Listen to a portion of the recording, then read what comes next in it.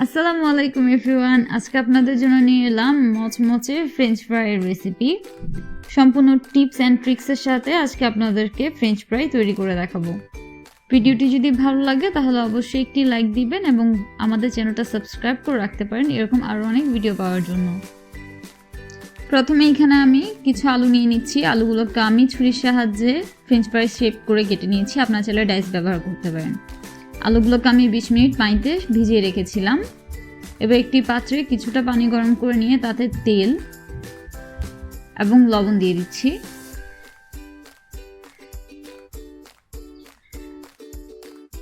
এরপর দিয়ে দিব আলু।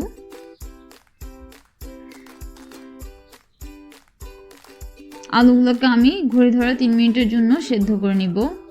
তাতে আলুর মধ্যে থাকা অতিরিক্ত স্টার্চটা বের হয়ে যাবে। সেদ্ধ করার পর আলুগুলোকে আমি এভাবে ছড়িয়ে দিয়েছিলাম। দেখতে পাচ্ছেন পানিটা শুকিয়ে গেছে। আজকে আমি ফ্রেঞ্চ ফ্রাইগুলোকে ডাবল ফ্রাই মেথডে ফ্রাই করে দেখাবো। আপনারা যদি রেস্টুরেন্ট স্টাইল একদম মুচমুচে ফ্রেঞ্চ ফ্রাই ট্রাই করতে চান তাহলে অবশ্যই আপনাদেরকে ডাবল ফ্রাই মেথডটি ট্রাই করতে হবে। এখানে কিছুটা তেল আমি গরম করে নিয়ে ফ্রেঞ্চ ফ্রাইগুলো দিয়ে দিচ্ছি। একদম গরম তেলে ফ্রেঞ্চ ফ্রাইগুলো ছাড়তে হবে। হাই হিটে আমি ফ্রেঞ্চ ফ্রাইসগুলোকে 2 মিনিটের জন্য ফ্রাই করে নিব।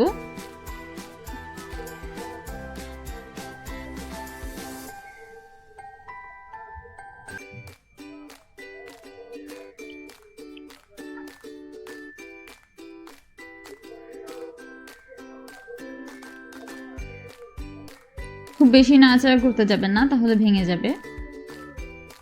আলতো হাতে নেড়ে ছেড়ে আমি 2 মিনিটের জন্য ফ্রাই করে নিচ্ছি।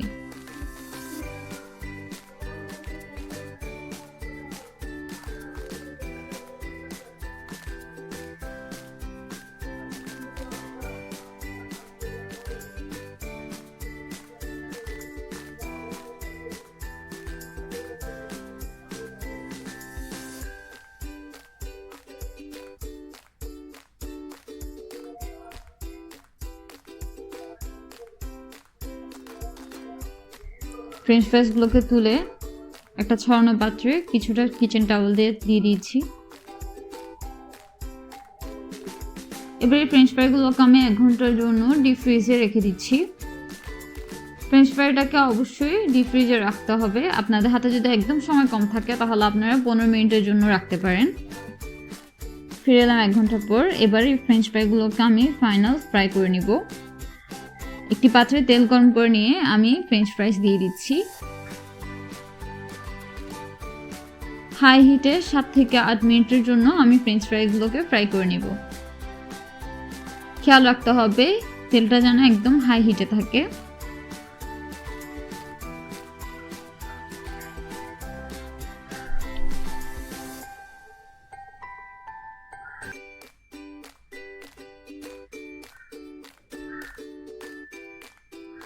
ফ্রেঞ্চ ফ্রাইসগুলো হালকা বাদামি কালার থাকা অবস্থাতেই নামিয়ে নিতে হবে, কারণ এই পর্যায়ে ফ্রেঞ্চ ফ্রাইসগুলো মুচমুচে হয়ে যাবে।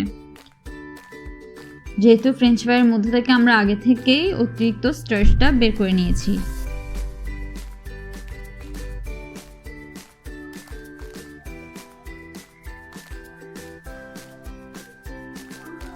এবার সিজনিং করে নেব। উপর থেকে কিছুটা গোলমরিচ গুঁড়া এবং লবণ দিয়ে দিচ্ছি।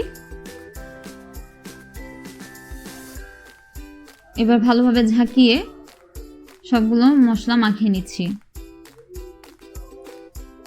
ফ্রেঞ্চ ফ্রাইগুলো গরম থাকা অবস্থাতে এই কাজটা করতে হবে। এতে করে ফ্রেঞ্চ ফ্রাইগুলো অনেক বেশি মুচমুচে এবং মশলাটাও ভালোভাবে গায়ে মাখে। বাস তৈরি হয়ে গেল রেস্টুরেন্টের মতো খুবই মজার মচমচে ফ্রেঞ্চ ফ্রাইস। বাসায় অবশ্যই ট্রাই করবেন এবং কমেন্ট সেকশনে জানাবেন কেমন হয়েছে।